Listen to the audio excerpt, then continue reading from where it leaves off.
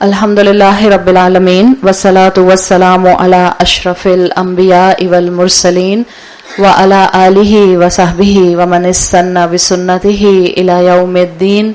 अल्लाहुम्मा जअलना मिनहुम व मिनल लज़ीना आमनु व अमिलुस सालिहात व तवासौ बिल हक़्क़ि व तवासौ बिस सब्र। आमीन या रब्बल आलमीन। थुम्मा अम्मा बाद फ़अऊज़ु बिल्लाहि मिनश शैतानिर रजीम। बिस्मिल्लाहिर रहमानिर रहीम। रब्बिश्रह ली सदरी वयस्सिर ली अमरी वहलुल उक़दतम मिन लिसानी यफ़क़हू क़ौली। अल्लाहुम्मा सब्बितना इंदल मौती बिला इलाहा इल्लल्लाह। ए हमारे अल्लाह, हमें हमारी मौत पर कलमा ला इलाहा इल्लल्लाह पर साबित कदम रखिए। आमीन या रब्बल आलमीन। हम कल फ़ज़ाइल सूरह मुल्क देख रहे थे और हम देख रहे थे कि सूरह मुल्क की ब्लेसिंग्स क्या हैं। इस सिलसिले में हमने हदीस देखी थी जिसके अंदर अल्लाह के रसूल सल्लल्लाहु अलैहि वसल्लम ने मेंशन किया था कि 30 आयात की ऐसी सूरत जिसको इंसान जो है जब वो पढ़ेगा तो वो उसके लिए शिफात करेगी। आप सल्लल्लाहु अलैहि वसल्लम की हदीस में अल्फाज एक और आते हैं जिसमें आता है शफ़ीअत लिसाहिबिहा हत्ता गुफ़िरा लहू। सूरह मुल्क उस वक्त तक अपने पढ़ने वाले की शिफात करेगी जब तक कि उसको बख्श न दिया जाए। यहाँ पर जो साहिबी आहा आया है इसके लिए तमाम मुहद्दिसीन ये बात मेंशन करते हैं कि यहाँ पर लिक़ारी इहा नहीं आया कि ये अपने हर कारी के लिए शिफात करेगी, ये अपने हर पढ़ने वाले के लिए शिफात करेगी। इसलिए मैंने कल अपनी क्लास जहाँ मुकम्मल की थी वहाँ मैंने आपको ये बात मेंशन की थी कि सूरह मुल्क की शिफात भी कंडीशनल है, अनकंडीशनल नहीं है। जैसे रसूलुल्लाह सल्लल्लाहु अलैहि वसल्लम की शिफात कंडीशनल है, ऐसे ही सूरह मुल्क की शिफात कंडीशनल है। और ये कंडीशनल कैसे है, ये अल्लाह के रसूल सल्लल्लाहु अलैहि वसल्लम की हदीस में इस एक लफ्ज से स्कॉलर्स डिराइव करते हैं। जो लफ्ज आया है ली साहिबिहा, कि ये अपने साहिब के लिए शिफात करेगी। साहिब का मतलब ये है कि ये अपने कंपेनियन के लिए शिफात करेगी। वो शख्स जिसकी रूटीन थी वो सोच समझ कर पढ़ता था हर रात सोने से पहले, वो शख्स जिसको सूरह मुल्क की एक एक आयत कोई ना कोई सबक देती थी, वो शख्स जिसके लिए सूरह मुल्क हर मामले के अंदर एक गाइडेंस होती थी। इसलिए यहाँ पर ये जो साहिब का लफ्ज है ये कारी के मुकाबले में ये बता रहा है कि यहाँ पर हर सूरह मुल्क पढ़ने वाले के लिए अल्लाह के रसूल सल्लल्लाहु अलैहि वसल्लम ने नहीं कहा कि ये शिफात करेगी यहाँ तक कि उसको बख्श दिया जाए, बल्कि यहाँ पर स्पेसिफिक है कि वो शख्स जो इसको इंटरनलाइज करेगा ये उसके लिए शिफात करने वाली होगी। इसी तरह आपकी एक और हदीस में आता है सूरतुल कुरान खासमत लिसाहिबिहा, वो कुरान की सूरत जो अपने पढ़ने वाले के लिए, अपने साहिब के लिए अल्लाह से आर्ग्यू करेगी, खासमत डिबेट करेगी। कितनी डिबेट करेगी? अल्फाज आते हैं हत्ता अदखलतहुल जन्नह, इतनी डिबेट करेगी कि जब तक कि उस बंदे को जन्नत में दाखिल ना कर दिया जाए। पहली नरेशन ये बता रही थी कि ये सूरत इतनी शिफात करेगी कि इंसान को माफ कर दिया जाएगा, हत्ता युगफरा लहू, यहाँ तक कि उसको माफ कर दिया जाए। और दूसरी नरेशन ये बता रही है कि ये सूरत इतनी ज्यादा अल्लाह से डिबेट करेगी अपने पढ़ने वाले के लिए जब तक कि उस पढ़ने वाले को जन्नत में दाखिल नहीं कर दिया जाएगा। तो there is a huge incentive कि इंशाल्लाह हम अपनी जिंदगियों में सूरतुल मुल्क को एक रूटीन के तौर पर शामिल कर लें। आप अपनी रूटीन बना लीजिए कि रात में सोने से पहले आप सूरह मुल्क की तिलावत करेंगे। जब एक दफा आप सूरत के फहम से गुजर जाएंगी और फिर आप तिलावत किया करेंगी तो आपको सारी बातें न सही चंद बातें जरूर याद आएंगी, जिससे इंशाल्लाह अपने दिन भर के कामों पर हमें तौबा करने की तौफीक मिल जाएगी।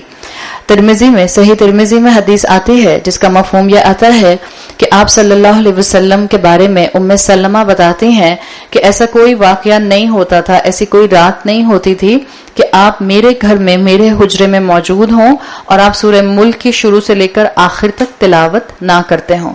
इसलिए आप सल्लल्लाहु अलैहि वसल्लम की हदीस का मफहूम आता है कि जो रात में सूरह मुल्क पढ़ेगा अल्लाह उसको कब्र की अजाब से, कब्र की सजा से महफूज रखेगा। तो उम्मे सलमा कहती हैं ऐसी कोई रात मुझे याद नहीं कि आप सल्लल्लाहु अलैहि वसल्लम मेरे घर पर हों इल्ला वक़रअ तबारकल्लज़ी बियदिहिल मुल्क, और आपने रात में सूरह मुल्क की तिलावत ना की हो। تو اپنی روٹین بنائیے، اس سورہ کو اپنے رات کی روٹین کا حصہ بنائیں. کبھی کبھی آخری وقت میں بالکل آپ سورہ ملک نہیں پڑھ پاتے، اگر آپ کو یاد نہیں ہوتی ہے، دیکھ کر پڑھنے کا موقع نہیں آتا ہے، اس لیے کہ بہرحال قرآن کی تلاوت وضو کر کے کی جاتی ہے. تو ایک روٹین بنانے کے لیے اچھا طریقہ یہ ہے کہ آپ جب بھی عشاء کی نماز پڑھیں، آپ اس کے بعد سورہ ملک کی تلاوت ریگولر کرنا شروع کر دیں. اس سے آپ کو سورت یاد ہونی شروع ہو جائے گی. اور اگر آپ کو روٹین اچھی بنانے کے لیے موقع مل جاتا ہے تو آپ بالکل آخری کام جو رات میں کریں، اگر ممکن ہو تو سورہ ملک کی تلاوت کر کے سو جائیں. مختلف اسکالرز نے احادیث سے مختلف ریزنز ڈیرائیو کیے ہیں کہ کیوں اللہ کے رسول صلی اللہ علیہ وسلم نے اس سورت کو رات میں پڑھنے کی تلقین کی ہے. اور اس میں اگر ہم تمام ریزنز میں سے صرف ان 4-5 ریزنز کو فوکس میں رکھیں جو اس سورت کی تھیم ہیں، تو انشاءاللہ آپ کو اس سورت کا ایک سنوپسس مل جائے گا اور آپ کے ذہن میں رہے گا کہ میں نے کیوں رات میں یہ سورت تلاوت کرنی ہے. نمبر 1 ریزن، پہلی ریزن، یا جس کو آپ ریزن کہیں یا جس کو آپ اس سورت کی تھیم کہیں، کہ سورۃ الملک کی تھیم کا پہلا ایسپیکٹ کیا ہے، وہ یہ کہ یہ سورت جو ہے یہ آپ کو اسلام کے اصول کے اوپر لے کر آتی ہے. کل ہم نے بات کی تھی اسلام کے اصول، یعنی یہ سورت مسلمان کو توحید کے کانسیپٹ کو ریوائیو کرنے میں ہیلپ آؤٹ کرتی ہے. اس لیے کہ ایک تو اس کا نام ہی سورۃ الملک ہے، دوسرا آپ دیکھیں کہ یہ شروع ہی ایسے ہوتی ہے کہ جس میں یہ اللہ کی ذات کو پرومیننٹلی ڈسکرائب کرتی ہوئی آتی ہے. تو پہلی وجہ اس سورت کو ہر رات پڑھنے کی یہ ہے کہ سونے سے پہلے ہمارا عقیدہ توحید درست ہو جائے، ہمیں اللہ کا مقام یاد آ جائے. دوسرا ریزن اس سورت کو پڑھنے کا، جو اس سورت کی دوسری تھیم کا ایسپیکٹ بھی ہے، وہ یہ کہ جیسے قریش کے لیے جب یہ سورت مکہ میں نازل ہوئی، یہ مکی سورت ہے اور مڈل ایرا میں کہیں کسی ٹائم پر نازل ہوئی. آپ کو تفاسیر کے اندر اس سورت کا کوئی اسپیسیفک شان نزول نہیں ملتا ہے، کیونکہ شان نزول اوتھینٹک احادیث سے نہیں ملتا ہے، کلاسیکل اسکالرز نے مینشن نہیں کیا، اس لیے میں بھی آپ کے سامنے کوئی شان نزول اس کا نہیں رکھ رہی. جو اس کی آیات اور جو اس کی جو کلام کا ایک سیکوینس ہے، اس سے اسکالرز نے یہ بات ڈیرائیو کی ہے کہ یہ تقریباً اللہ کے رسول صلی اللہ علیہ وسلم کی رسالت ملنے کے بعد سے 6 سے 9 سال کے درمیان کے ٹائم میں کہیں نازل ہوئی ہے. صحیح ایگزیکٹ ٹائم اللہ جانتا ہے، واللہ عالم. مکی دور میں یہ سورت نازل ہوئی، اس بات پر سب کا کنسنسس ہے. جب یہ سورت نازل ہوئی اور اس سورت کا مین تھیم جو ہے وہ انذار ہے، تو قریش اس ٹائم پر بہت ایروگنس کا شکار تھے. قریش کو اپنا منصب، قریش کو اپنا نسب، قریش کو اپنا قبیلہ بہت زیادہ سپریم لگتا تھا، سپیریورٹی کمپلیکس کا شکار تھے اور اپنے آپ کو بہت زیادہ اہمیت کا حامل سمجھتے تھے پورے عرب کے اندر. اس لیے کہ ان کے ذہن میں تصویر یہی تھی کہ جو ان کو نظر آتی تھی آن ورلڈلی گراؤنڈز، کہ قریش کے قافلے پر کوئی حملہ نہیں کرتا تھا، اس لیے کہ یہ کعبہ کے کسٹوڈین تھے. قریش جو تھا اس کے پاس کعبہ تھا، تو ان کے اس حرمت والے علاقے کے اندر جنگیں نہیں ہوا کرتی تھیں. قریش کو ایک خاص مقام حاصل تھا کعبہ کے کسٹوڈین ہونے کی وجہ سے، تو یہ اپنے آپ کو ایک خاص سگنیفیکنس کے ساتھ دیکھا کرتے تھے، اپنے آپ کو خاص اہمیت دیا کرتے تھے. سورہ ملک کے اندر جو آپ کو ٹون نظر آتی ہے، وہ ٹون یہ نظر آتی ہے کہ اللہ تعالیٰ ہر انسان کو جو اس کو پڑھے گا یا جو اس کو سمجھ کر سنے گا، یہ ہر اس انسان کو یہ بات واضح کر دے گی کہ کوئی انسان، کوئی بھی انسان سگنیفیکنس نہیں رکھتا اللہ کے سامنے. کوئی بھی انسان اللہ کے سامنے کوئی سگنیفیکنس نہیں رکھتا، اور کوئی بھی انسان ایسا سگنیفیکنٹ نہیں ہوتا کہ وہ کہے کہ نہ مجھ سے پہلے کوئی ایسا بہترین انسان آیا تھا، نہ میرے بعد کوئی ایسا بہترین انسان آئے گا. تو قریش کو یہ پوری سورت ایک طرح سے گائیڈ کرتی تھی کہ جب اس کو وہ سنتے تھے یا جن کے کان پہ جتنی آیات پڑتی تھیں، کہ انسان اپنی حیثیت کو سمجھ جائے. یہ دوسری تھیم اس کی آپ کو سورہ ملک کی ملتی ہے. جہاں قریش اپنی حیثیت کو سمجھ جائیں، وہاں ہر انسان جو اس کا ریڈر ہے، وہ جب رات میں اس کو پڑھے تو اپنے دن بھر میں اگر کہیں بھی اس نے تکبر کیا ہو تو وہ سمجھ کر پڑھ کے اس سورت کا صاحب بن کر اللہ سے معافی مانگ لے. یہ مین ریزن دوسرا آپ کو ملتا ہے سورہ ملک کو رات میں تلاوت کرنے کا. آپ دیکھیں یہ حقیقت ہے کہ جب انسان کے پاس دنیا کی آسائشیں آتی ہیں تو انسان ایروگنس کا شکار ہونا شروع ہو جاتا ہے. جب دولت آتی ہے انسان اپنے آپ کو کچھ سمجھنے لگ جاتا ہے، اور جب دولت میں مقام اور شہرت اور فیم مل جائے تو انسان کے اندر تکبر جو ہے وہ اپنے ایکسٹریم پر جانے لگ جاتا ہے. قریش کے اندر تکبر بہت تھا، اسی طرح سے فرعون کے اندر تکبر بہت تھا. اگر میں آپ سے پوچھوں کہ کون زیادہ لگزوریس لائف گزار رہا تھا، آپ فرعون کو اپنے امیجن کیجئے اور اپنے آپ کو امیجن کیجئے. کیا فرعون کی لگزوریس لائف تھی یا آپ کی؟ فرعون کی ریئلی؟ کس کی زیادہ لگزوریس تھی؟ کنٹور آرتھوپیڈک میٹرس کا سنا ہے آپ لوگوں نے؟ سوتے ہیں نا اس کے اوپر، اکثر لوگ سوتے ہیں اس کے اوپر. فرعون کے پاس تھا؟ جو میڈیکل کیئر ہمیں ملتی ہے یا ہمیں اس وقت نصیب ہوتی ہے، فرعون کے پاس تھی. جو ٹیلرنگ ریفائنمنٹس، کپڑوں کے اندر جو کٹس اور جو لیسز اور جو ایمبرائڈری اور جو بھی چیزیں آپ سمجھنا چاہیں جو آ چکی ہیں ہمارے پاس، فرعون کے پاس تھی.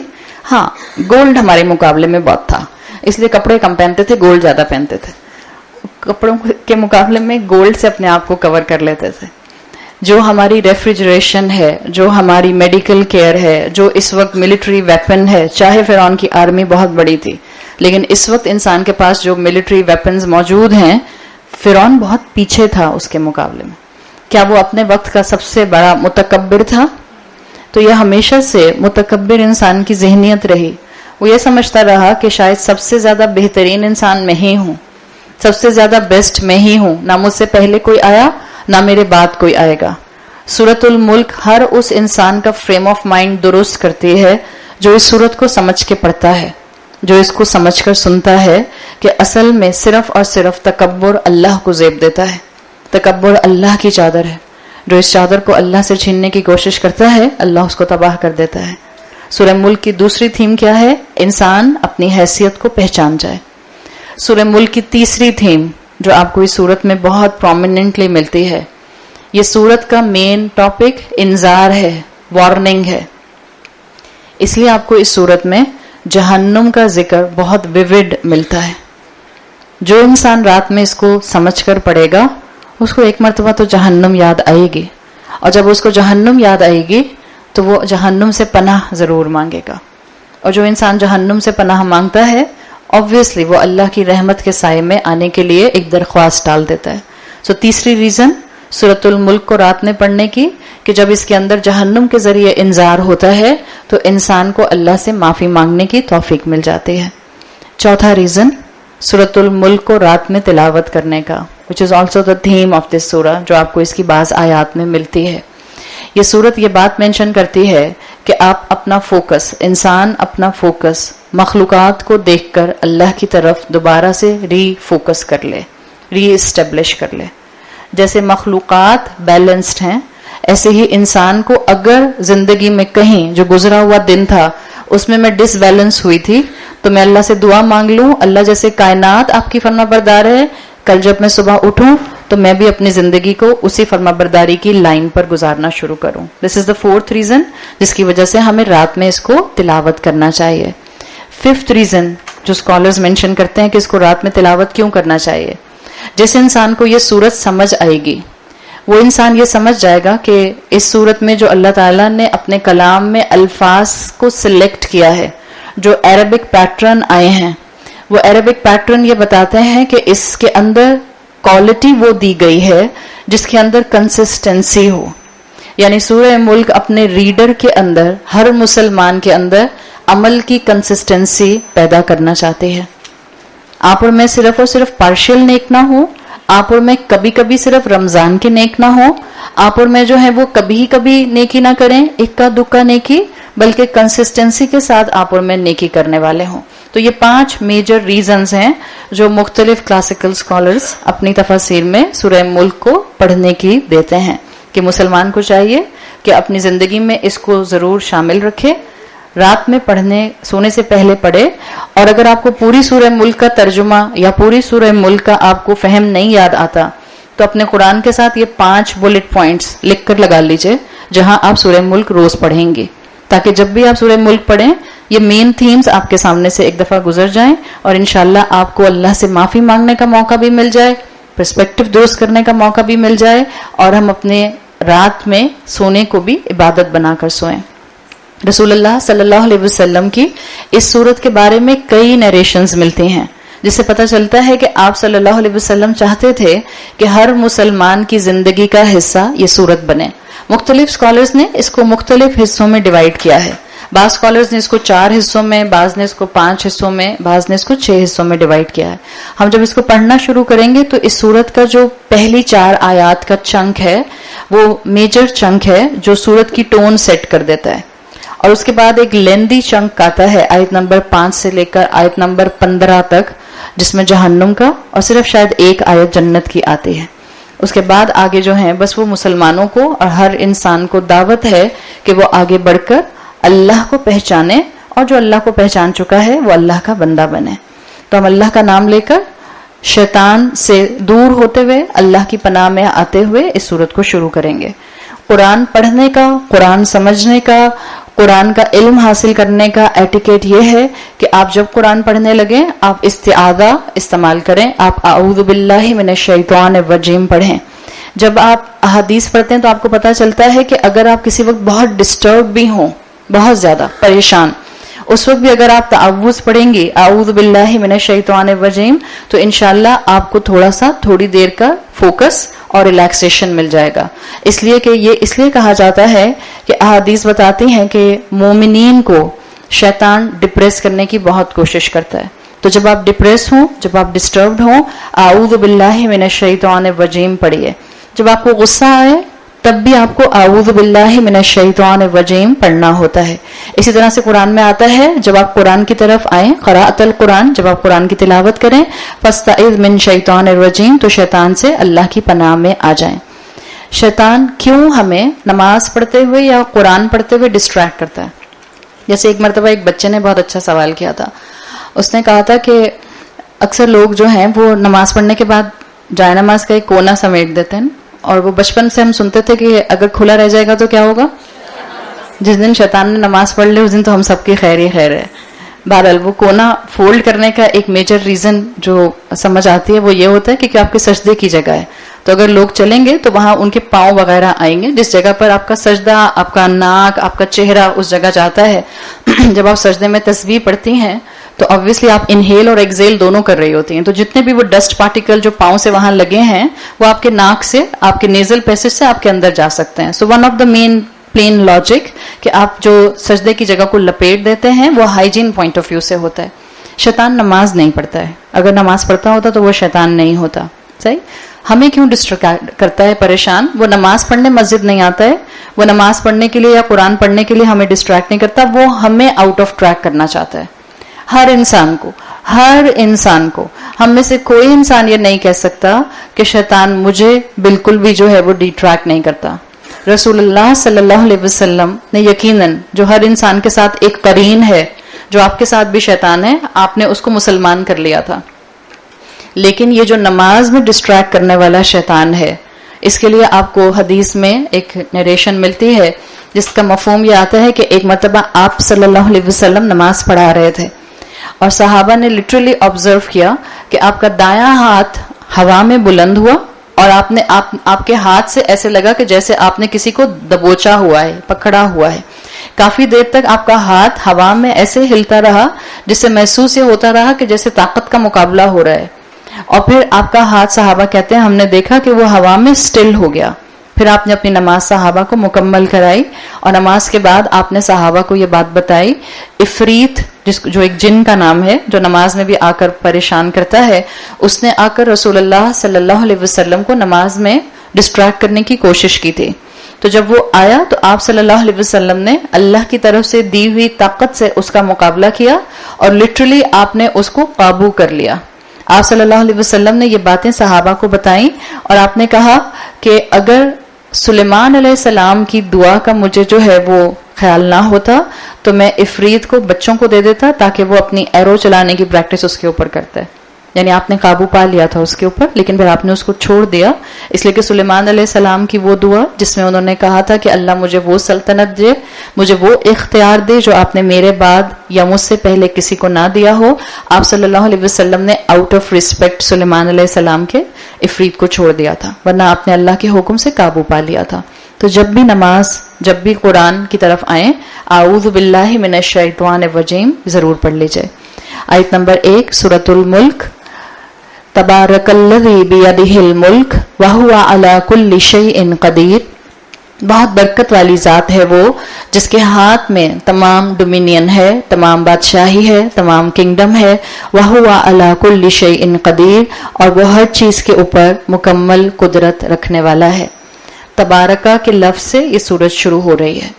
تبارکہ فعل ہے، اور آپ میں سے جن لوگوں کو عربی زبان سمجھ آتی ہے یہ لازم فعل ہے.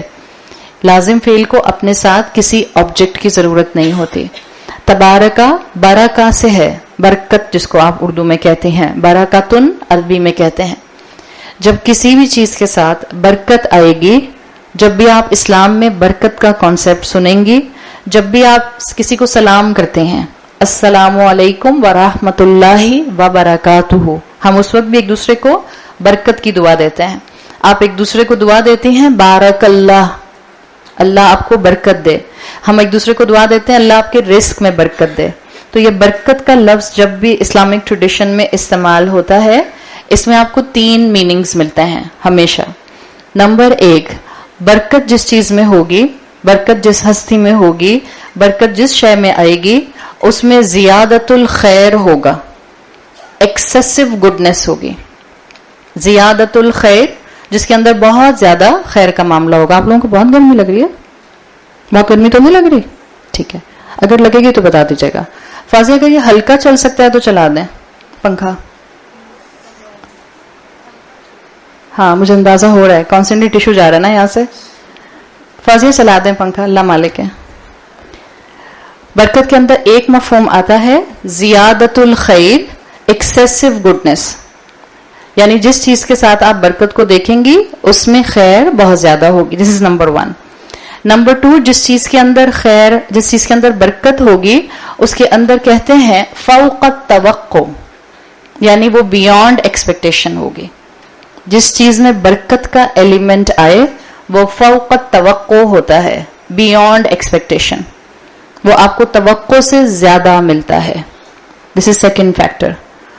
تھرڈ فیکٹر برکہ کے اندر آتا ہے جس سے آتا ہے البقاء.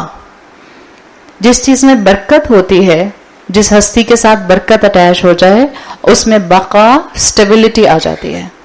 اللہ کا تو نام ہی الباقی ہے، اللہ ہمیشہ باقی رہنے والا ہے. اللہ اول، اللہ آخر، اللہ الباقی. تو یہ 3 کانسیپٹ یاد رکھیے گا. جب آپ کسی کو برکت کی دعا دیتے ہیں تو اصل میں آپ ان 3 چیزوں کی دعائیں دیتے ہیں. جب آپ نے کسی کو دعا دی اس کا مطلب ہے آپ کہہ رہی ہیں کہ آپ کو بہت سا خیر ملے، زیادت الخیر.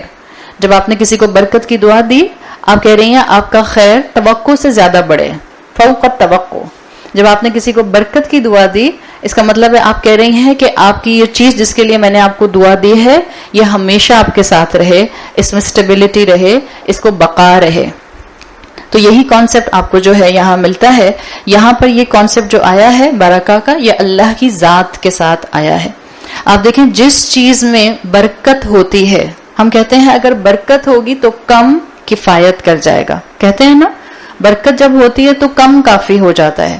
کئی ایسے مواقع آئے جو معجزے بھی تھے اور برکت بھی تھی کہ ایک ایک پانی کے اور ایک ایک دودھ کے گلاس سے کئی صحابہ نے پیا مشروب، چاہے وہ دودھ تھا یا وہ پانی تھا.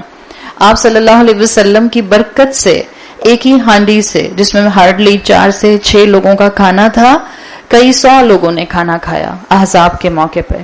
یہ معجزہ بھی تھا، یقیناً یہ برکت بھی تھی. یہ برکت تھی. آپ صلی اللہ علیہ وسلم کے مٹھی بھر صحابہ تھے، لٹرلی مٹھی بھر صحابہ تھے. 13 سال کے مکی دور میں آپ کے پاس جو ایمان لانے والے ڈکلیئرڈ صحابہ تھے ان کی تعداد اراؤنڈ 150 آتی ہے، اس سے زیادہ نہیں تھے. یہ برکت تھی ان کے ایمان کی، یہ برکت تھی ان کی اطاعت کی کہ انہوں نے رول کیا دنیا کے اوپر، انہوں نے اسلام کو پورے عرب کے اوپر پھیلا کر دکھایا. جب یہ برکت کا ایلیمنٹ نہیں ہوتا تو چیز کم ہو یا زیادہ ہو اس میں فائدہ نہیں ہوتا. یہ جملہ یاد رکھیے گا. جب برکت کا ایلیمنٹ نہیں ہوتا تو چیز زیادہ ہو یا کم ہو اس میں خیر کا ایلیمنٹ نہیں ہوتا. بالکل جیسے آج صحابہ کے مقابلے میں صحابہ مٹھی بھر تھے. آپ کا حجۃ الوداع کا موقع جس میں آپ کے سامنے اراؤنڈ 1 لاکھ کچھ ہزار کا مجمع کھڑا تھا، ٹوٹل یہ آپ کے سامنے آپ کی مسلمان امت تھی. لیکن ہم جانتے ہیں کہ اسی مجمع سے کتنا خیر آگے دنیا میں پھیلا. اس وقت مسلم امت 2 بلین ٹچ کر رہی ہے. 2 billion is a huge number out of 7.5 billion جو دنیا کی پاپولیشن ہے. 2 بلین مسلمان اس وقت مٹی کے ڈھیر کی طرح ہیں.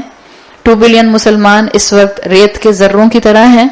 2 بلین مسلمان برکت نہ ہونے کی وجہ سے آپس میں پھٹے ہوئے ہیں، جھگڑوں کا شکار ہیں، تفرقے ہیں، ایک دوسرے کے ساتھ جو ہے وہ لان تان ہے، اور ایک دوسرے کے ساتھ برداشت کا ایلیمنٹ نہیں ہے. یہ برکت کی کمی ہے. جب برکت ہو تو چاہے کوانٹٹی کم ہو جیسے صحابہ کی تھی، ہم نے اس کی خیر دیکھی. جب برکت نہ ہو تو چاہے کوانٹٹی پہاڑ جیسی ہو، ہمیں نظر آتا ہے کہ اس کے اندر خیر کا ایلیمنٹ نہیں ہوتا. اسی طرح سے دنیا کی وہ دولت جو چاہے آپ کو ملینئر یا بلینئر بنا دے، اگر اس میں برکت نہیں ہے اس میں خیر نہیں ہوگی. اگر دنیا کی دولت، دنیا کا مال، دنیا کا رزق، اس کے اندر برکت ہو، وہ کم ہوگا، بیماریوں سے آپ کو دور رکھے گا، پریشانیوں سے آپ کو دور رکھے گا، اولاد کو فرما بردار رکھے گا. یہ برکت کا ایلیمنٹ ہے جو ہمیشہ سے ہم نے دیکھا ہے. ورنہ یاد رکھیں، بالکل جیسے آپ اینٹوں سے ایک مینار بناتی جائیں، ایک کے اوپر ایک اینٹ، ایک کے اوپر ایک اینٹ، تو جتنا وہ بڑھے گا، اگر اس کے درمیان میں گلو نہیں ہوگی، سیمنٹ نہیں ہوگا، تو وہ ٹاپل کر جائے گا، وہ گر جائے گا. اسی طرح سے آپ کو اور مجھے اپنی زندگی میں اگر برکت چاہیے تو اطاعت، اللہ کی اطاعت اور رسول کی اطاعت کا گلو، اللہ اور رسول کی اطاعت کا سیمنٹ ہم نے اپنی زندگی میں شامل کرنا ہے. جتنا اطاعت کا ایلیمنٹ زندگی میں آئے گا، آپ کی ہر نعمت میں برکت آنا شروع ہو جائے گی. پھر چاہے کم ہوگی تو کافی ہو جائے گی، زیادہ ہوگی تو خیر والی اور سٹیبلٹی والی ہوگی، ٹاپل کر کے گرے گی نہیں، آپ کو پریشانیوں میں ہر وقت انوالو نہیں رکھے گی. اللہ نے یہاں پر اپنی ذات کے ساتھ اس برکت کو اٹیچ کیا ہے. تبارک الذی، اللہ لازم فعل ہے، میں نے بھی آپ کو بتایا. اللہ از فل آف برکہ. اللہ وہ ذات ہے، وہ ذات، اللہ کا لفظ یہاں خیر آیا ہی نہیں، وہ ذات جو فل آف برکہ ہے، جو فل آف خیر ہے، جو فل آف بیونڈ ایکسپیکٹیشن ہے، جو انسان کی کمپریہنشن میں آ نہیں سکتی. وہ ہستی جس کو بقا ہے. یہ ہے تبارک الذی کا مفہوم نمبر 1. اللہ کی صفات کے بارے میں آپ کتنا بھی پڑھ لیں، آپ میں سے وہ لوگ جنہوں نے کبھی اسماء الحسنی پر کلاسز اٹینڈ کی ہوں، آپ اللہ کے ایک نام کے بارے میں پڑھتے ہیں اور آپ اللہ کے 99 ناموں کے بارے میں پڑھتے جائیں. آپ جتنا پڑھتے جاتے ہیں اللہ آپ کو آؤٹ آف کمپریہنشن محسوس ہوتا جاتا ہے. آپ اللہ کو اپنے ذہن میں مکمل طریقے سے سمجھ ہی نہیں پاتے. آپ کو نظر آتا ہے کہ اللہ کی صفات، اللہ کے ایٹریبیوٹس بیونڈ کمپریہنشن ہیں. یہ ہے تبارک الذی میں ایک مفہوم. دوسرا مفہوم جس کو اسکالرز مینشن کرتے ہیں تبارک الذی میں، تاکہ ہر پڑھنے والا اس مفہوم کو یاد رکھے کہ جو اللہ ہے وہ جس مخلوق کو چاہتا ہے اس کو برکت عطا فرماتا ہے. جو مخلوق اس کی طرف رجوع کرتی ہے وہ اس کو برکت عطا فرماتا ہے. اس لیے بعض علماء کہتے ہیں کہ سورۃ الملک کو انٹرنلائز کرنے سے انسان کی زندگی میں برکت آنا شروع ہو جاتی ہے. اس لیے کہ جو سورہ ملک کو انٹرنلائز کرتا ہے وہ اللہ کی اطاعت پر آنا شروع ہو جاتا ہے، اور جو اللہ کی اطاعت پر آنا شروع ہو جاتا ہے اس کی زندگی میں برکت کا ایلیمنٹ آنا شروع ہو جاتا ہے. تو اللہ تعالیٰ نے کانسیپٹ دیا ہے، اللہ خود بابرکت ہے، جو اللہ کے ساتھ جڑ جاتا ہے اللہ اس کو برکت کا ایلیمنٹ عطا کرتا ہے. آپ اس صورت کا ایک یونیک انداز یہ دیکھ رہی ہیں کہ اللہ تعالیٰ نے یہاں پر تبارک اللہ نہیں کہا، اللہ نے یہاں تبارک الذی کہا ہے. آپ میں سے جن لوگوں کو عربی تھوڑی بہت سمجھ آتی ہے، الذی ایک سمجھ لیں ایسا اسم ہے جو کسی اسم کی جگہ استعمال ہوتا ہے، یعنی پہلے اسم آ جائے گا پھر اس کو لایا جاتا ہے. جیسے ضمائر ہوتے ہیں، پروناؤنس، انگلش میں بھی ہم پروناؤن اس وقت لے کر آتے ہیں جب اس کا ناؤن پہلے آ چکا ہوتا ہے. یہاں پر آپ کو اسم موصولہ مل رہا ہے الذی، جو اس وقت لایا جاتا ہے جب پہلے بات میں ناؤن کو مینشن کر دیا جائے. لیکن یہاں مکی صورت ہے، اور مکی صورت میں سننے والے دو طرح کے آپ کو لوگ ملتے ہیں. مکی صورت میں ایک طرف سننے والے وہ تھے جو صحابہ کرام تھے، جیسے آپ الحمدللہ اور میں جب ہم قرآن میں پڑھتے ہیں تبارک الذی، ہمارے ذہن میں ایک ہی ہستی آتی ہے، کون سی؟ اللہ تعالیٰ. ہمارے ذہن میں اور کوئی ہستی نہیں آتی اگر ہم قرآن میں پڑھتے ہیں تبارک الذی. اسی طرح سے جب صحابہ سنتے تھے رسول اللہ صلی اللہ علیہ وسلم کی زبان سے تبارک الذی، ان کے ذہن میں صرف اللہ کی ہستی آتی تھی. لیکن دوسری آڈینس مکہ میں قریش کے وہ لوگ بھی تھے جو مشرک تھے، وہ لوگ بھی تھے جو ڈیفائنس پر تھے، وہ لوگ بھی تھے جو مسلمانوں کو ریڈیکیول کر رہے تھے، وہ لوگ بھی تھے جو قرآن کو سن کر اس کا مذاق اڑایا کرتے تھے. تو یہ دوسری آڈینس تھی. وہ لوگ بھی تھے جو اللہ کو نہیں ماننے کو تیار تھے اور اللہ کے ساتھ کانسٹنٹلی شریک کرتے تھے. تو جب کوئی نان مسلم، اور آج بھی نان مسلمز ہیں، آج بھی بہت سے ایگنوسٹکس ہیں، آج بھی بہت سے ایسے مسلمان ہیں جو نام کے مسلمان ہیں لیکن ان کو قرآن کی ہر بات میں آبجیکشن کرنا ہوتا ہے. ان کے لیے ہر چیز کے اندر کوئی نہ چیز جو ہے وہ آبجیکشنیبل ان کو مل جاتی ہے. تو جب مسلمان اس جملے کو پڑھتا ہے تبارک الذی، اس کے ذہن میں اللہ آتا ہے. It's a rhetorical question of Quran. تبارک الذی کوئی غافل پڑھے، کوئی ڈس بلیور پڑھے، کوئی مشرک پڑھے، کوئی ایگنوسٹک پڑھے، اب وہ اس الذی کی جگہ جس مرضی کو سمجھ لے، رکھے یہاں پر جس کو بھی رکھنا چاہتا ہے، جس کو وہ سپریم اتھارٹی سمجھتا ہے. بعض لوگ سائنس کو سپریم اتھارٹی سمجھتے ہیں، بعض لوگ مدر نیچر کو سپریم اتھارٹی سمجھتے ہیں، بعض لوگ فادر ٹائم کو سپریم اتھارٹی سمجھتے ہیں. بعض لوگوں کے لیے ان کا کوئی مسلک ان کی سپریم اتھارٹی بن جاتا ہے، ان کو پھر اللہ اور اللہ کے رسول کی تعلیمات یاد نہیں رہتی، ان کو صرف اپنا مسلک اونچا کرنا ہوتا ہے. تو جو انسان اس جگہ پر جس کو رکھنا چاہتا ہے الذی کے مقام پر، جس کو وہ سمجھتا ہے یہ بڑا بابرکت ہے. بعض دفعہ کہنے کو مسلمان ہوتے ہیں لیکن کسی پیر کے اوپر اتنی ریلائنس ہوتی ہے کہ اگر دعا پیر کے مزار پر مانگ کر آتے ہیں تو پھر اپنی اولاد کو اسکرائب بھی اس کے ساتھ ہی کرتے ہیں. بڑے بابرکت پیر صاحب ہیں، میں نے وہاں جا کر دعا کی تھی تو مجھے اولاد مل گئی. پھر ایسے انسان کے لیے تبارک الذی کے اندر ڈاؤٹ ہی رہے گا کہ میں الذی میں پیر کو لے کر آؤں یا میں یہاں اللہ کو لے کر آؤں. تو اللہ تعالیٰ نے ایک ریٹوریکل کوسچن دیا ہے، ایک سوال کیا ہے، جس کو یہاں جس کو فٹ کرنا ہے وہ اپنی عقل اور فہم کے حساب سے یہاں پر اس کو فٹ کر لے. آگے جب الفاظ آنا شروع ہوں گے تو پھر اللہ کی طرف سے اوپن چیلنج آئے گا. تبارک الذی، بہت بابرکت ہے وہ ذات، بیدہ الملک، جس کے ہاتھ میں ڈومینین ہے، جس کے ہاتھ میں ساری کنگڈم ہے، جس کے ہاتھ میں صرف انسان نہیں، جس کے ہاتھ میں صرف انسانوں کی دنیا نہیں، جس کے ہاتھ میں انسانوں کے صرف معاملات نہیں، جس کے ہاتھ میں میسو یونیورس ہے، الملک ہے. بیدہ الدنیا نہیں کہا کہ پوری دنیا اس کے ہاتھ میں ہے. اللہ نے بیدہ الملک کہہ کر پوری کائنات and whatever is beyond دا کائنات، اللہ نے سب کو کور کر لیا ہے.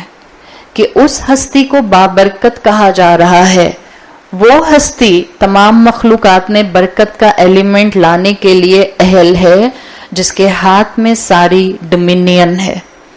جس انسان کو سورہ ملک کی پہلی آیت سمجھ آ جائے، جس کو اللہ کی سلطنت، اللہ کا اختیار، اللہ کی ڈومیننس محسوس ہو جائے، اس کو سورت کا پورا فلو اپنی زندگی میں پریکٹیکلٹی میں نظر آنا شروع ہو جاتا ہے.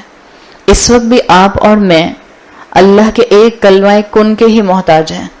اللہ ایک کلمہ کن کہے تو ہماری زندگیاں اسی طرح چلتی رہیں سموتھلی جیسے چل رہی ہیں. اللہ ایک کلمہ کن کہے تو اللہ کے تمام مخلوقات کو موت آ جائے. ہم بھی اس وقت اللہ کے ہاتھ میں ہیں. ہاں، اللہ کا ہاتھ کیسا ہے اس کے اوپر سوچنے کے لیے ہمیں منع کیا گیا ہے. آپ کلاسیکل سکالرز کو پڑھیں گے تو آپ کو پتہ چلے گا کبھی کسی سکالر نے اس پر ڈسکشن نہیں کی اللہ کا ہاتھ کیسا ہے. حدیث میں آتا ہے اللہ کا پاؤں، اللہ کی پنڈلی، اللہ کا اینکل کیسا ہے، اللہ کا چہرہ قرآن میں آتا ہے وجہ ربک. کسی کلاسیکل سکالر نے اس پر ڈسکشن نہیں کی. آپ دیکھتے ہیں کنٹمپرری سکالرز نے اس کے اوپر ڈسکشنز کیے. اور کیوں کیے اس کی لاجک بھی آج سمجھ جائیں. آپ نے اور میں نے اپنا مزاج وہی بنانا ہے جو مزاج ہمیں اللہ کے رسول جیسی ہی راستے پر چلنے کی تمام ڈائریکشنز دے گا. اللہ کا ہاتھ کیسا ہے نہ اس کی تشبیہ دی جاتی ہے، نہ ہم یہ سمجھ سکتے ہیں کہ جیسا میرا 5 انگلیوں والا ہاتھ ہے اللہ کا بھی ایسا ہاتھ ہے. نہیں، یہ شرک ہو جائے گا. ہم نہیں سمجھ سکتے. اللہ کا چہرہ، اللہ کا ہاتھ، اللہ کا اینکل یہ کیسا ہے واللہ عالم، اللہ بہتر جانتا ہے. کنٹمپرری اسکالرز نے اس کے اوپر اس لیے بات کی کہ جب اسلام پھیلنا شروع ہوا اور اسلام جو ہے وہ رومن امپائرز تک پھیلا، اسلام پرشین امپائرز میں پھیلا، اسلام فلسفی کے لینڈز میں پھیلا، تو پھر وہ جو شرک کے لینڈز تھے، جو بتوں کی عبادت کرتے تھے، جو اپنی پسند کا بت بناتے تھے، جن کو جیسی شکل کا بت سیٹسفائی کرتا تھا وہ ایسا آئیڈل بنا لیا کرتے تھے. تو جب ان علاقوں میں اسلام پھیلا اور کسی ایک یا دو اللہ کے بندوں کے ذریعے اسلام کی پروموشن ہوئی، پریچ ہوئی، لوگ مسلمان ہوئے، اور جب یہ لوگ جن کا بیک گراؤنڈ شرک والا تھا جب یہ مسلمان ہوئے اور جب انہوں نے قرآن کی آیات پڑھی کہ اللہ کا ہاتھ ہے، تو انہوں نے سوال کرنے شروع کیے. اس لیے کہ اپنے بت بنانے کی عادت تھی نا، فلسفی کا مائنڈ تھا، ریشنل مانگتے تھے، ہر بات میں لاجک مانگتے تھے، تو انہوں نے سوال کرنا شروع کیا کہ اللہ کا ہاتھ کیسا ہوتا ہے. جب یہ سوال اٹھے تو کنٹمپرری اسکالرز نے اس پہ بات کی کہ اللہ کا ہاتھ ہم سمجھ نہیں سکتے، اس لیے کہ رسول اللہ صلی اللہ علیہ وسلم نے ہمیں اس سے زیادہ ڈیفائن نہیں کیا. ہمیں نہیں معلوم اللہ کا ہاتھ کیسا ہے، مگر ہم یہ ضرور جانتے ہیں کہ پوری کائنات، پوری دنیا، بیونڈ جو بھی اس کائنات کے آگے پیچھے ہے، وہ سب اللہ کے ہاتھ میں ہے. جو چیز آپ کے ہاتھ میں ہو وہ آپ کے کنٹرول میں ہوتی ہے. یہ اللہ کا کنٹرول اور اللہ کی ڈومینینس واضح کر رہا ہے. جس انسان نے الذی کے جگہ پر اللہ کے علاوہ کسی بھی ہستی کو رکھا تھا، اب سوال کا جواب دو، کون ہے ایسا بادشاہ، کون ہے ایسا آئیڈل، کون ہے ایسا بت، کون سی ہے تمہاری ایسی خواہش، کون سا تمہارا ایسا پیر ہے جس کے پاس اتنا اختیار ہے کہ universe, meso universe and whatever is beyond the meso universe, وہ سب اس کے ہاتھ میں ہے، وہ سب اس کے اختیار میں ہے. تو ایسا کوئی بھی نہیں ہے. تو ایک سورہ ملک کا امپیکٹ اسکالرز کہتے ہیں ریڈر کے اندر سمجھ کر پڑھنے والے کے لیے ایک پازیٹیو فیئر ڈیولپ کرتا ہے. وہی پازیٹیو فیئر جو کہ مومن کی کریکٹرسٹک ہوتی ہے، جس کے لیے سورہ رحمان میں آتا ہے وَلِمَنْ خَافَ مَقَامَ رَبِّهِ جَنَّتَانِ. جس مومن نے وہ پازیٹیو فیئر اپنے دل میں جمع کر لیا جس کے بدلے اس کو زندگی میں اللہ کی اطاعت ملی، زندگی میں اس اطاعت کی وجہ سے برکت ملی، اور آخرت میں کیا ملے گا؟ جنتان، 2 باغ ملیں گے، ریوارڈ کے طور پر 2 جنتیں ملیں گی. تو سورہ ملک پازیٹیو فیئر ڈیولپ کرتی ہے، اللہ کو بندوں کے سامنے اپنی ڈومینینس کے ساتھ واضح کرتی ہے، اللہ کے اختیار کو، اللہ کی کنگڈم کو واضح کرتی ہے. اگر کوئی انسان اس الذی کے مقام پر کوئی دنیا کا پیر یا دنیا کا بادشاہ یا دنیا کی کوئی ہستی یا دنیا کا پولیٹیشین لے کر آتا ہے تو وہ دیکھ لے، وہ سوچے کہ کیا کوئی ہستی ایسی ہے جس کی اتنی بڑی سلطنت ہو. تو سورہ ملک اور قرآن کی آپ کو ہر صورت ٹیکنیکلی ہر انسان کو انوائٹ کرتی ہوئی نظر آتی ہے. مومن پڑھتا ہے تو ایمان زندہ ہو جاتا ہے، ایک غافل مومن پڑھتا ہے تو غفلت کے پردے ہٹ سکتے ہیں، ایک کافر پڑھتا ہے تو اس کا پرسپیکٹو درست ہو سکتا ہے. اس ریٹوریکل کویسچن کے ذریعے قرآن اس کو سوچنے پر مجبور کرتا ہے کہ سوچو، اگر تم اللہ کے علاوہ کسی بھی ہستی کو اللہ کے مقام کے برابر لاتے ہو تو کیا اس میں یہ طاقت ہے یا نہیں ہے؟ اللہ ایسا بادشاہ ہے جس کو کسی انسان کو سزا دینے کے لیے یا کسی انسان کو ریوارڈ کرنے کے لیے کسی دوسرے سورس کی ضرورت نہیں ہے. دنیا کے بادشاہ جو ہوتے ہیں، دنیا کی جو پاورفل پرسنالٹیز جو ہوتی ہیں، اگر ان کو پتہ چلے کہ کسی نے ان کے خلاف بات کی ہے تو سزا تو وہ بھی دیتے ہیں، لیکن وہ خود جا کر سزا نہیں دیتے ہیں. ان کی فوج جاتی ہے یا ان کا کوئی ریپرزنٹیٹو جاتا ہے جس نے ان کے شان میں گستاخی کی ہوتی ہے، اس کو سزا دیتے ہیں. ضروری نہیں ہے دنیا کے بادشاہ نے جو اس کے خلاف بات کی ہے وہ اس نے ڈائریکٹ اپنے کانوں سے سنی بھی ہو سکتا ہے کسی انسان سے سننے کا موقع مل گیا، کسی نے بتایا تھا. تو یہاں پر آپ دیکھیں سزا اپنے ہاتھ سے نہیں دیتا. اگر کوئی ڈائریکٹ بات اس کے لیے بات کرتا ہے، جو بات اس نے اپنے خلاف سنی ہے یہ بھی ضروری نہیں ہے کہ اس کی فرسٹ ہینڈ انفارمیشن ہو سکتا ہے اس نے انڈائریکٹلی سنی ہو. جو بات اس نے سن کر اپنی مخلوق کو، اپنی عوام کو سزا دینے کے لیے استعمال کیا، آگے مخلوق، آگے اس کی فوج اس کو کیسے استعمال کرے گی یہ بھی اس کے اختیار میں نہیں ہے. جو دنیا کے بادشاہ ہوتے ہیں وہ الذی کے مقام پر فٹ نہیں ہو سکتے.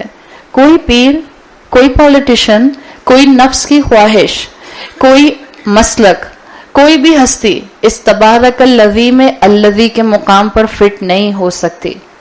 اللہ نے ہر ایک سے سوال کیا ہے کہ اللہ تمہیں اوپن چیلنج کرتا ہے. کسی بھی دنیا کے بادشاہ کو الذی کے مقام پر رکھ لو. دنیا میں بادشاہ جتنے ٹیریٹری میں بڑھتے جاتے ہیں ان کا اختیار انڈائریکٹ ہوتا جاتا ہے. وہ اپنی رسپانسبلٹیز کو ڈاؤن ڈیلیگیٹ کرتا ہے. جو جتنا بڑا بندہ ہوتا ہے وہ اتنا اپنے کاموں کو ڈاؤن ڈیلیگیٹ کرتا ہے. جب کہا بیدیہ الملک، اللہ اپنے کام کسی کو ڈاؤن ڈیلیگیٹ نہیں کرتا. اللہ کو نہ میری عبادت کی ضرورت ہے، اللہ کو نہ میری تسبیح کی ضرورت ہے، اللہ کو نہ کسی بھی طرح کی میرے ذریعے ایویڈنس کی ضرورت ہے. اللہ کو انسانوں کی ایویڈنس ڈائریکٹ ملتی ہے. اللہ اپنی مخلوق کو ڈائریکٹ دیکھتا ہے. اللہ جس کو ڈائریکٹ ریوارڈ کرنا چاہتا ہے اس کو ڈائریکٹ ریوارڈ کرتا ہے، اور جس کو سزا دینا چاہتا ہے اس کو ڈائریکٹ سزا دیتا ہے. تو یہ آپ کو کانسیپٹ بیدیہ الملک میں ملتا ہے. جن لوگوں کو عربی زبان سمجھ آتی ہے، دس از ایکسکلوسیوٹی بیدیہ الملک کے جملے میں. ٹیکنیکلی جملہ عربی میں کلاسیکل سینٹینس ہونا چاہیے تھا الملک بیدیہ، بادشاہت اس کے ہاتھ میں ہے. بٹ جب اس کو فلپ کیا گیا ہے بیدیہ الملک، دس از ٹو برنگ ایکسکلوسیوٹی. صرف اسی کے ہاتھ میں ڈومینین ہے، کسی کے پاس کوئی اختیار نہیں ہے. انسانوں سے مت ڈرو، انسانوں کے سامنے ہاتھ مت پھیلاؤ، انسانوں سے امیدیں مت باندھو. اصل امید باندھنے والی ہستی اللہ رب العزت ہے، جو بابرکت ہستی ہے. اللہ وہ جس کے لیے آیا ہے وَهُوَ عَلَى كُلِّ شَيْءٍ قدیر، وہ جو ہر چیز پر عَلَى كُلِّ شَيْءٍ، اللہ کی ڈومینین میں جو آبزرونس ہے، اللہ جو آبزرویشن کرتا ہے وہ مائکروسکوپک ہوتی ہے. وَهُوَ عَلَى كُلِّ شَيْءٍ قدیر. ایک پتا، حدیث کا مفہوم آتا ہے، ایک پتا جو جیسے قرآن کہتا ہے ایک پتا بھی گرتا ہے تو اللہ کو اس کا علم ہوتا ہے. حدیث کہتی ہے اللہ کے علم میں یہ بات بھی ہے کہ کون سا پتا کس سائڈ سے گرے گا. فیسنگ ٹوورڈ اسکائی اس کا اپر پورشن ہوگا یا لوور پورشن ہوگا. اللہ کے علم میں ہر شے ہے. وَهُوَ عَلَى كُلِّ شَيْءٍ قدیر. تو کیا بھلا اللہ میری مشکلات کو نہیں جانے گا؟ کیا بھلا اللہ میری پریشانیوں کو نہیں جانے گا؟ کیا بھلا اللہ میرے گناہوں کو نہیں جانے گا؟ کیا جو آنسو آپ اللہ کی فرما برداری میں گرائیں گے، جو قربانی آپ اللہ کے راستے میں دیں گے، کیا اس وقت وہ قدیر نہ جانے گا؟ دیکھیں یہاں قدیر آیا ہے. قرآن کے الفاظ میں جو خوبصورتی اور گہرائی ہے وہ آپ کو اور مجھے مزید قرآن سے جوڑتی ہے. اگر قادر آتا، قادر کا مطلب ہوتا ہے امیڈیٹلی کیپیبل. جو قادر ہوتا ہے وہ ابھی کسی کام کے اوپر فوراً اتھارٹی کے ساتھ، کیپیبلٹی کے ساتھ کام کر سکتا ہے. دس قدیر از آن دا پیٹرن آف فائل. میں نے آپ کو سورہ ملک کی تھیم میں جو 5th اینگل لکھوایا ہے، یاد ہے کیا لکھوایا؟ اللہ اپنے بندوں سے کنسسٹنسی مانگتا ہے. اور یہ تھیم اسکالرز نے اس لیے ڈیرائیو کی ہے کہ وہ کہتے ہیں یہ کنسسٹنسی آپ کو اللہ کی صفات میں ملتی ہے. یہ کنسسٹنسی ہی کا ایک پیٹرن آپ کو قدیر میں مل رہا ہے. اللہ قدیر ہے، اللہ کانسٹنٹلی کیپیبل ہے، اللہ کانسٹنٹلی آبزرو کرنے والا ہے، اللہ کانسٹنٹلی بندوں کی امیدیں پوری کرنے والا ہے، اللہ کانسٹنٹلی بندوں کی زندگیوں میں برکت ڈالنے کا اہل ہے. یہ ہے وَهُوَ عَلَى كُلِّ شَيْءٍ قدیر. ایک مفہوم کیا ہے؟ اللہ اپنی ذات میں مکمل قادر ہے، مکمل قدرت رکھنے والا ہے. اور ایک کانسیپٹ آتا ہے قدیر کے اندر، وہ جس نے اپنے ہاتھ میں ڈومینین کو رکھا ہے، وہ اپنی ہر مخلوق پر ایسی قدرت رکھتا ہے کہ جس مخلوق کو چاہے لمٹ کر دے، جس مخلوق کو چاہے انہانس کر دے، جس انسان کو چاہے رزق میں بہتات عطا فرما دے، جس انسان کو چاہے رزق میں نپا تولا رزق دے دے. وہ پوری قدرت رکھتا ہے جس انسان سے جو کام لینا چاہے اس انسان کو اس راستے پر دوڑا دے. یہ ہے قدیر کا مفہوم. تو یہ جو پہلی آیت ہے اس کا پہلا حصہ تبارک الذی بیدہ الملک، یہ اللہ کا پوزیشن، اللہ کی ڈومینین، اللہ کی کنگڈم کو شو کر رہا ہے. وَهُوَ عَلَى كُلِّ شَيْءٍ قدیر آپ کو یہ بتا رہا ہے کہ یہ کمپلیٹلی اللہ کا جو پوزیشن ہے، اس سے مخلوقات پر اللہ کا کل اختیار ہے. کوئی مخلوق اللہ کی اتھارٹی سے باہر نہیں ہے. ہر رات سونے سے پہلے انسان اگر یہ بات یاد کر کے سوئے گا تو دن بھر میں جتنی مرتبہ بھی اللہ کی ڈومینینس میں رہنے کے باوجود کوئی نافرمانی کا قدم اٹھایا ہوگا اس پر توبہ کرنے کی توفیق ضرور ملے گی انشاءاللہ. یہ ہے آیت نمبر 1 جس کے اندر واضح کیا گیا کہ کل اختیار اللہ کا ہے. اسکالرز کہتے ہیں کہ جو مومن ہوتا ہے وہ اپنے آپ کو قرآن کی ہر آیت سے ایموشنلی اٹیچ کرتا ہے. دیکھیں ایک تو جب آپ کسی آیت کے فہم کو حاصل کرتے ہیں تو آپ کو اس آیت میں انفارمیشن ملتی ہے. جیسے ہمیں تبارکہ کے لفظ کی انفارمیشن ملی, بیدہ کے لفظ کی انفارمیشن ملی, ملک کے لفظ کی انفارمیشن ملی, قدیر کے لفظ کی انفارمیشن ملی. لیکن جب مومن قرآن کو پڑھتا ہے اس کے ایموشنز ساتھ میں اٹیچ ہو جاتے ہیں. اس لیے ہم نے کل بات کی تھی کہ ہم ان 8 دنوں میں اللہ سے اپنی محبت کو ریکنیکٹ کرنا چاہ رہے ہیں. ہم اللہ سے اپنی محبت کو ری فوکس کرنا چاہ رہے ہیں. ہم اللہ سے اپنی محبت کو ری بلڈ کرنا چاہ رہے ہیں.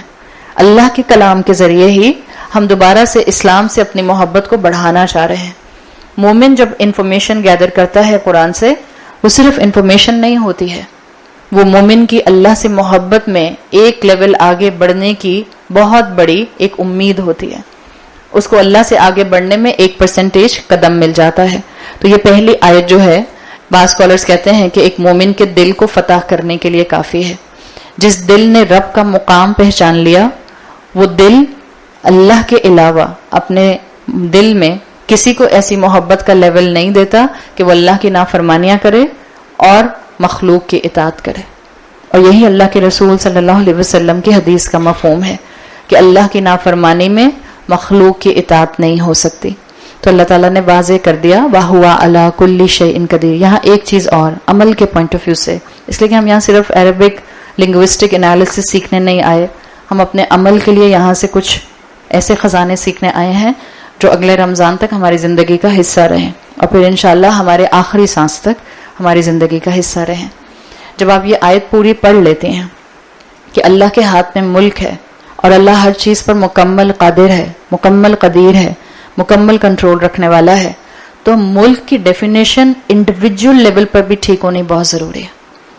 اللہ کے ہاتھ میں ملک ہے, اس چیز کو اللہ کی کنگڈم کے طور پر تو سمجھ لیا, اس طور پر بھی سمجھیں کہ اصل میں ملک کیا ہوتا ہے میرے لیے. اللہ مجھے جو دنیا میں 4 پیسے دے دے گا, اللہ مجھے دنیا میں جو اپنی خواہش کو مکمل کرنے کے لیے ول پاور دے دے گا, اللہ جو مجھے نفس کی طاقت دے دے گا, کیا میں اس کو اپنا ملک سمجھنے لگ گئی اور پھر میں نے اپنی زندگی اس طرح گزارنے لگ گئی کہ میرا دل چاہتا ہے تو میں یہ کام کروں گی اور جو کام میں وہی کروں گی نیکی کا جس میں میرا دل کرے گا. ملک اللہ کا ہے, تو ملک اللہ کا ہے تو مخلوقات کے ساتھ اس کا پرسپیکٹو درست رکھیے. اگر اس طرح دیکھا جائے کہ ملک اللہ کا ہے, ڈومینین اللہ کی ہے, اختیار اللہ کا ہے, تو مکی دور میں صحابہ اور قریش کے درمیان میں بظاہر اتھارٹی کس کے پاس تھی؟ بظاہر اتھارٹی کس کے پاس تھی؟ قریش کے پاس تھی. لیکن بدر کے موقع پر فرشتوں کی ملک کس کو نصیب ہوئی؟ مسلمانوں کو. غار ثور کے اندر آپ صلی اللہ علیہ وسلم اور حضرت ابو بکر صدیق رضی اللہ عنہ کے پاس کون سی سٹینڈنگ آرمی تھی؟ کوئی بھی سٹینڈنگ آرمی نہیں تھی. تو پھر حفاظت کس ملک کے ذریعے کی گئی ہم سب جانتے ہیں. پروٹیکشن رسول اللہ کو ملی, قریش کو نہیں ملی. آپ صلی اللہ علیہ وسلم کے ساتھ اللہ کا ملک, اللہ کی مدد, اللہ کی پروٹیکشن کانسٹنٹلی تھی. تو یہ بیدہ الملک کو مومن انڈیویجولی کیسا سمجھے گا؟ میری زندگی کا کل اختیار اللہ کے ہاتھ میں ہے. میں جو اللہ کے دیے ہوئے تمام معاملات میں, نعمتوں میں دنیا کمانے کی کوشش کروں گی یا کروں گا, اس میں مجھے کتنا ملے گا یہ وہی ہوگا جتنا اللہ نے میرے نصیب میں لکھا ہوگا. مومن کے لیے اس آیت میں گلیڈ ٹائڈنگ ہے, اور کافر کے لیے, نافرمان کے لیے, جب ہم کافر کہیں تو ہم صرف ڈس بلیور کی بات نہیں کرتے. وہ مسلمان بھی کافر ہے جو ریلیجن کے خانے کے حساب سے مسلمان ہے لیکن عمل کے حساب سے ناشکرا ہے اور ماننے کے باوجود اللہ کا انکار کرتا ہے. اس آیت میں مومن کے لیے گلیڈ ٹائڈنگ ہے, خوشخبری ہے, اور اس آیت میں کافر کو وارننگ ہے. جو بھی انسان اللہ کی ڈومینین میں اللہ کے اگینسٹ چلنے کی کوشش کرتا ہے، اس نے اللہ کو چیلنج کیا ہے، اور جو اللہ کو چیلنج کرے گا اب اس کی شامت ہے. جو اللہ کے ساتھ میس کرے گا اس کی خیر کیسے ہو سکتی ہے؟ جو اللہ سے میس کرے گا اس کی زندگی میں برکت کیسے آ سکتی ہے؟ جو ڈیفائنس پر زندگی گزارے گا، کہنے کو لا الہ الا اللہ محمد رسول اللہ بچپن سے زبان نے سیکھا ہوگا، لیکن عمل میں اللہ کی دی ہوئی شریعت کہیں نظر نہیں آئے گی، تو وہ اللہ سے میس کرنے والا انسان ہے. اور جو اللہ سے میس کرے گا اب اس کی شامت ہے. تو اس آیت میں کافر کو وارننگ ہے اور مومن کو بہترین خوشخبری ہے. مومن اللہ کی انشورنس میں ہوگا، مومن برکت والی زندگی میں ہوگا، اس لیے کہ اس کی زندگی میں اللہ کی اطاعت ہوگی. مومن اللہ کی پروٹیکشن میں ہوگا، اس لیے کہ جو کائنات کو سنبھالنے والا ہے، جو اس کے ساتھ اپنے آپ کو اٹیچ کر لے گا، اللہ اس کو پروٹیکشن ضرور دے گا. تو اب ہم نے دیکھنا ہے اپنی زندگی میں آن اے پریکٹیکل نوٹ، میری پوری زندگی، آپ کی پوری زندگی فرما برداری پر ہے یا نافرمانی پر ہے؟ ایک دن اس کی کلیئر پکچر بتا دیتا ہے. بعض اوقات ہم اپنی پوری زندگی کو دیکھنا شروع کرتے ہیں، ہم کہتے ہیں ہم 4 سال پیچھے جا کر دیکھنا شروع کرتے ہیں، 4 مہینے پیچھے جا کر دیکھنا شروع کرتے ہیں، 4 ہفتے پیچھے جا کر دیکھنا شروع کرتے ہیں. آپ اپنے فجر کے بعد سے لے کر رات سونے تک کی روٹین کو ذرا تھوڑا سا گیج کیجئے، آپ کو پتہ چل جائے گا کہ آپ کی زندگی کا میجر چنک ریبیلین کے طور پر گزر رہا ہے یا اوبیڈینس کے ساتھ گزر رہا ہے. تو اللہ تعالیٰ نے مومن کو خوشخبری دی ہے کہ مومن اپنے آپ کو اللہ کی پروٹیکشن میں سمجھے، اس کو اللہ کی برکت ملے گی. یہ ایک آیت سورہ ملک کی نازل ہوئی، اور وہ قریش جو اللہ کے رسول اور صحابہ کو کہتے تھے کہ یہ چند مٹھی بھر لوگ ڈیفائنس پر ہیں، یہ اپنے خاندانوں کا کفر کر رہے ہیں، یہ اپنے آبا کے منکر ہیں، یہ ہمارے آئیڈلز کے منکر ہیں، انہوں نے گھروں میں تفرقہ ڈال دیا، ان کے آنے سے معاشرے میں جو ہے وہ بلا وجہ کی انارکی ہو گئی ہے. They are the criminal.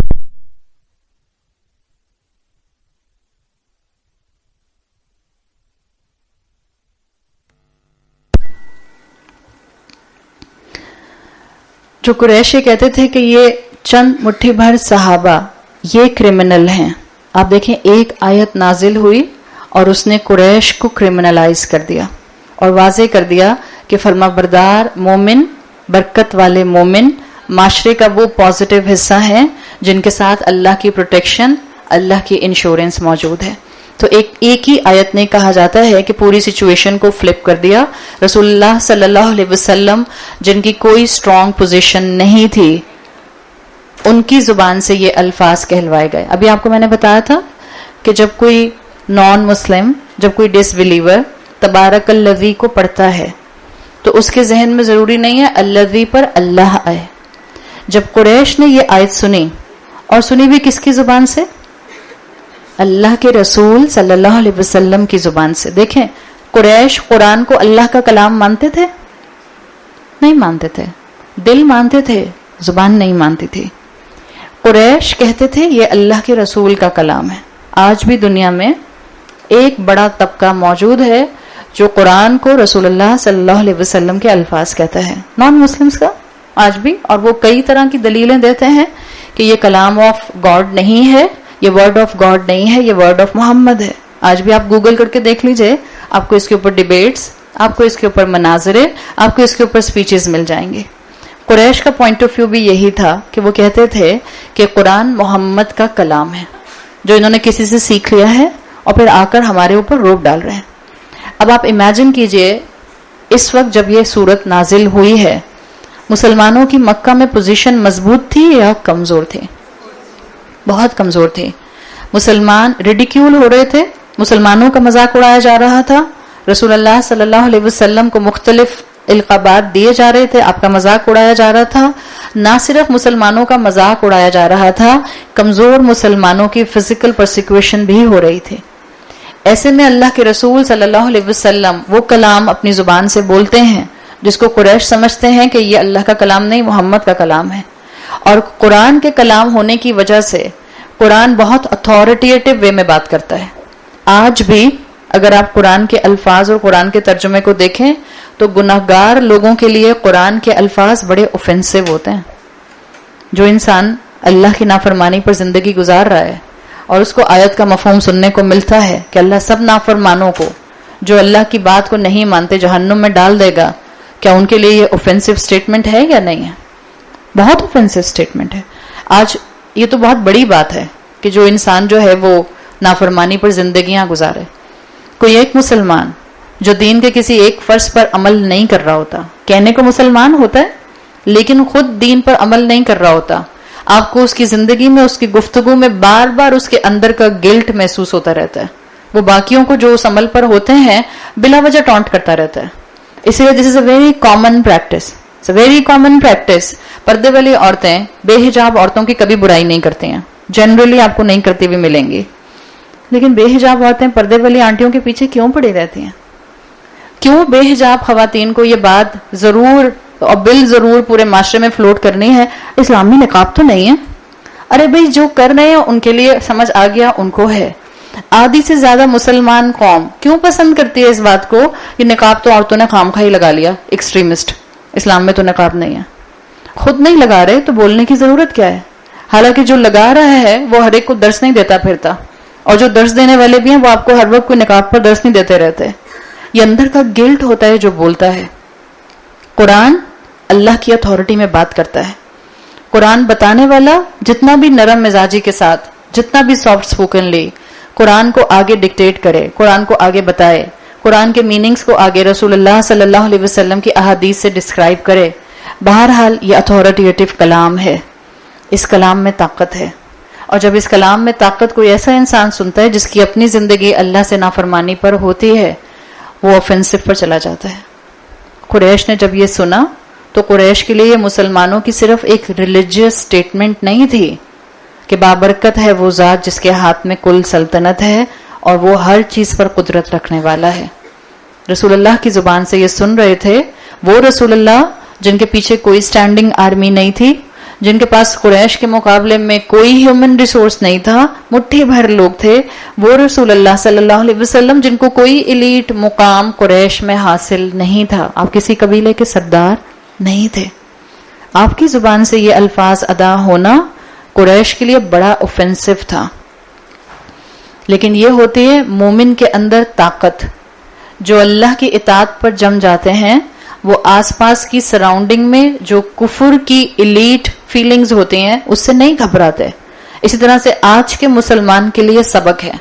اگر آس پاس اسلاموفوبیا ہے، اگر آس پاس اللہ کی نافرمانی زیادہ ہے، اگر آس پاس اللہ کی فرما برداری کرنے والے لوگ کم ہیں، اگر آس پاس جھوٹ بولنے والے زیادہ ہیں اور سچ بولنے والے کم ہیں، فساد میں انوالو ہونے والے زیادہ ہیں اور رشوت اور اپنے آپ کو سود میں انوالو کرنے والے زیادہ ہیں، تو چاہے آپ مٹھی بھر ہیں، چاہے آپ تنہا ہیں، چاہے آپ 2 ہیں یا 4 ہیں، آپ کے ساتھ کس کی پروٹیکشن ہے؟ ایمان کو بڑھائیے. رسول اللہ صلی اللہ علیہ وسلم اللہ کے کلام کی طاقت سے گھبرائے نہیں. صحابہ اپنے رسول کی تربیت کے ذریعے اور اللہ کے کلام کے ذریعے گھبرائے نہیں، اور اسی طرح سے اپنے آپ کو اس نافرمان ماحول میں اطاعت پر جما کر رکھے رہے. اگر آپ کو لگتا ہے آپ کے خاندان میں بہت سپورٹ نہیں ہے دین کی، تو اب آپ کو بھی اپنے دین پر جمنا ہے. دین پر جمنے کے لیے آپ کو 2 کام کرنے ہوں گے. قرآن کو تھامنا ہوگا ود انڈرسٹینڈنگ، اور اخلاق تھامنے ہوں گے رسول اللہ صلی اللہ علیہ وسلم والے. ان 2 کے بغیر اگر آپ نے کسی ایک کو تھاما، صرف اخلاق کو تھاما، تو یاد رکھیے گا اللہ کی اطاعت چھوٹ جائے گی. اگر صرف اللہ کی اطاعت کو تھاما اور اخلاق چھوڑ دیے تو آپ بہت برا مسلمان بن کے معاشرے کے سامنے آئیں گے. So you need the combination of this thing. This has to be pair together. اللہ کی اطاعت پلس اخلاق رسول، اگر یہ دونوں کپلڈ ہوں گے تو آپ کو معاشرے میں اسٹرانگ مسلمان، بہترین ایمان اور سٹیمنا والے مومن نظر آئیں گے. جس انسان نے تبارک الذی میں اللہ کی ذات کو رکھ لیا، اسی کو آیت نمبر 2 بہت اچھی طرح سمجھ آئے گی. آگے فرمایا آیت نمبر 2 میں الذی، آپ دیکھیں پھر الذی آ گیا، اللہ کا نام نہیں آیا، اگین الذی آیا. وہ ذات جو الذی خلق الموت والحیات، وہ ہستی، وہ ذات جس نے موت اور زندگی کو تخلیق کیا. خلق، اس کو آپ اردو میں کہتی ہیں پیدا کیا. लियबलुवकुम, ताकि वो आजमाए तुम सबको, अय्युकुम अहसनु अमलन, कौन तुम में अमल करने में थोड़ा बेहतर है, वहुवल अजीजुल गफूर, और वो बेहतरीन अथॉरिटी रखने वाला और वो बहुत माफ करने वाला है। तो अल्लाह के इख्तियार की बात आई थी आयत नंबर 1 में। जिसने अल्लज़ी पर अल्लाह को नहीं रखा, अब जरा वो अपने आप को अलर्ट करे, और जिस हस्ती को भी उसने वहां रखा है, जिससे उसकी उम्मीदें, जिसके साथ उसका इमोशनल अटैचमेंट, जिसके साथ उसकी दुआएं, जिसके साथ उसका हाथ उठाना अटैच्ड है, क्या वो हस्ती इस काबिल है कि वो इस एग्जाम्पल को पूरा कर सके? अल्लाह तो वो हस्ती है जिसने मौत और जिंदगी को तख्लीक किया, पूरा इंस्टीट्यूशन ऑफ डेथ, पूरा इंस्टीट्यूशन ऑफ लाइफ अल्लाह पैदा करने वाला है। जिस इंसान ने अल्लज़ी पर किसी और जात को रखा था, अब वो बताए कि जिस हस्ती को उसने रखा है, क्या वो केपेबल है कि वो मौत और जिंदगी को पैदा कर सके? तो ये सूरत की शुरू की ही 4 आयात हैं जो आपको सूरत का टोन बता देते हैं। सूरत का एक टोन सेट करने के लिए शुरू की आयात जो हैं वो बहुत प्रोफाउंड हैं, जिनके अंदर अल्लाह की अथॉरिटी को मेंशन कर दिया गया। ये इंजार है तमाम लोग जो जिंदा हैं, तमाम लोग जो अपने कान से कुरान को सुन रहे हैं, तमाम लोग जो इस वक्त जिंदगी के साथ अपने आप को इस फेस ऑफ दिस अर्थ पर महसूस कर रहे हैं। अल्लाह ही जिंदगी देने वाला है और अल्लाह ही मौत देने वाला है। सो अल्लाह इज केपेबल, जिस वक्त चाहे जिस मखलूक को मौत दे दे। ये है अल्लाह। अल्लाह के तारुफ में जो पहली चीज आयत नंबर 2 में आई है वो है मौत को और जिंदगी को क्रिएट करने वाला। This is a very unique मुकाम इन कुरान। यहां आया है खलकल मौता वल हयाता, उसने मौत और जिंदगी को मखलूक बनाया है। जो अल्लाह ने पैदा किया, जो उसकी खल्क है, उर्दू में आप समझ सकती हैं ना इस चीज को, अगर मैं इसको अरबी के हिसाब से ना भी बताऊं, हम कहते हैं इंसान अल्लाह की खल्क है, इंसान अल्लाह की मखलूक है। अल्लाह ने इंसान को तख्लीक किया। तो जब अल्लाह कह रहे हैं अल्लाह ने मौत और जिंदगी को तख्लीक किया, इसका मतलब है मौत और जिंदगी मखलूक हैं। And this is a unique मुकाम। कुरान में आपको बहुत मिलता है। अमाता, उसने मौत दी। यमूतु, वो मौत देता है। यमूतु, वो मौत देगा। युमीतु, इस तरह के आपको अल्फाज कुरान में मिलते हैं। यहां पर आपको मिला है खलकल मौता, उसने मौत को तख्लीक किया है, यानी मौत एक मखलूक है। And this is the difference. एक काफिर मुशरिक जब इस आयत को सुनेगा, उसकी नजर में मौत की डेफिनेशन क्या होती है? मौत is the absence of life. जिंदगी खत्म, इसका मतलब है मौत आ गई। जिस इंसान ने अल्लज़ी की जगह पर अल्लाह को नहीं रखा, कोई दुनिया का एलिमेंट रखा, कोई दुनिया की हस्ती रखी, चले कोई बहुत बड़ा बादशाह रखा, बहुत ताकतवर बादशाह, जिसकी सल्तनत जो है वो मशरिक से मगरिब तक फैली हुई है, उस बादशाह को भी अगर वहां रखा और ये कहा कि जो उस बादशाह से जुड़ जाएगा उसको दुनिया की हर दौलत मिल जाएगी, और ये बादशाह केपेबल है कि जिसको चाहे जो मर्जी दे दे, जिसको चाहे जो ग्रांट कर दे, अब वो इस आयत में उस अल्लज़ी की जगह पर उस बादशाह को लेकर आए। क्या उस बादशाह ने मौत पैदा की है? क्या उस बादशाह को खुद फना नहीं? कोई दुनिया का बादशाह हो, कोई किसी प्लैनेट की मखलूक हो, अल्लाह के अलावा हर मखलूक को फना है। इंसान डिक्लाइन करता है, इंसान की मौत आहिस्ता आहिस्ता उसकी तरफ बढ़ती है, इंसान पर बुढ़ापा आता है, इंसान का स्टेमिना खत्म होता है। कोई दुनिया में फिरौन जैसी ताकत रखने वाला भी हो, मौत तो उसको भी आ जाती है। तो अल्लाह ताला ने यहाँ मुकाम वाज़े किया है मोमिन और काफिर का। एक मोमिन इस आयत को पढ़ता है, अल्लाह ने मौत को पैदा किया, उसके जहन में क्या आता है? मौत is not absence of life. मोमिन के लिए मौत एक दरवाजा है, एक मखलूक है, जिस मखलूक से गुजर के, या आप यूं कह सकती हैं समझने के लिए, जिस मखलूक पर बैठकर आप आखिरत की डोमिनियन में दाखिल हो जाते हैं। इस वक्त भी फरिश्ते हैं और हमारा ईमान है कि इस वक्त भी फरिश्तों ने इस घर को, अब इस घर की छत से लेकर पहले आसमाने दुनिया तक कवर किया हुआ है। اس لیے کہ جس جس جگہ پر اللہ کا ذکر کیا جاتا ہے، اللہ کے کلام کو سمجھا جاتا ہے، اس جگہ پر فرشتے آ کر اپنے پروں سے اس کو ڈھانپ لیتے ہیں. And layer upon layer, layer upon layer, پہلے آسمان دنیا تک فرشتے جو ہیں وہ سب اکٹھے ہو کر ایک دوسرے کو بلاتے رہتے ہیں کہ آؤ یہاں اللہ کے بندے ایک دوسرے کے ساتھ بیٹھ کر صرف اللہ کی محبت میں اللہ کے کلام کو سمجھ رہے ہیں. تو فرشتے سائملٹینیسلی موجود ہیں، ہمیں نظر نہیں آ رہے. بالکل جیسے جنات سائملٹینیسلی زمین پر انسانوں کے ساتھ موجود ہوتے ہیں، ہمیں نظر نہیں آتے، ایک الگ ڈائمنشن ہے. موت ایک ایسی سواری ہے، موت ایک ایسی مخلوق ہے جس پر مومن کا اعتماد اور مومن کا بلیف یہ ہے کہ ہم اس موت کے دروازے سے نکل کر آخرت کی ڈائمنشن میں داخل ہو جاتے ہیں. میرے اور آپ کے لیے موت is not the absence of life. موت صرف ایک دروازہ ہے جو ہمیں ایک زندگی سے دوسری زندگی میں لے کر جاتا ہے. اس لیے ہم موت کو مخلوق سمجھتے ہیں، بالکل جیسے اللہ تعالیٰ نے یہاں بتایا ہے. For a disbeliever, for a کافر، فار اے نافرمان، فار اے غافل، اس کے لیے موت کا مطلب کیا ہے؟ The end. Death the leveller. آپ کی اور میرے لیے یہ نہیں ہے. ہمیں پتا ہے ہم نے مرنے کے بعد دوبارہ اٹھائے جانے، اور کتنی دیر لگتی ہے. ادھر آپ کو اور مجھے دفنا کر جایا جائے گا، گھر والے مٹی ڈالیں گے اوپر سے، اور گھر والوں کے جانے کی جو پاؤں کے فٹ سٹیپس کی آوازیں ہیں وہ بھی مردہ سنتا ہے.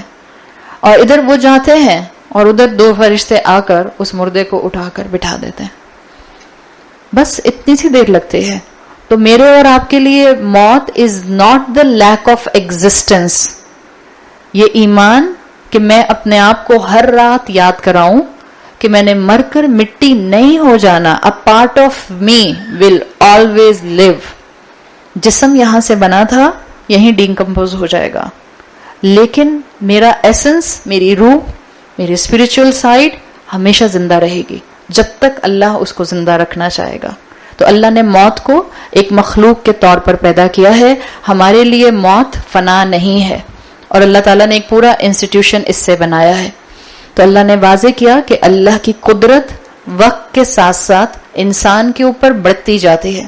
انسان لمحہ با لمحہ اللہ کی طرف آٹومیٹیکلی موو کر رہا ہے. تو خلق الموت والحیات میں نمبر 1 پوائنٹ اللہ institution of death and life. اللہ زندگی اور موت کی مخلوق کو بنانے والا ہے. اللہ کے ہاتھ میں ملک ہے. اللہ کمپلیٹ اختیار رکھتا ہے، جس کو چاہے جب موت دے. اللہ بابرکت ہے، ہر شارٹ کمنگ سے پاک ہے. ہر مخلوق کو فنا ہے سوائے اللہ کے. اسی لیے تبارک الذی صرف اللہ کے ساتھ آتا ہے. اللہ میں بقا ہے. اللہ ہمیشہ سے ہے، اللہ ہمیشہ رہے گا. سورہ حدید میں اللہ کے 2 نام آتے ہیں، هو الاول والآخر.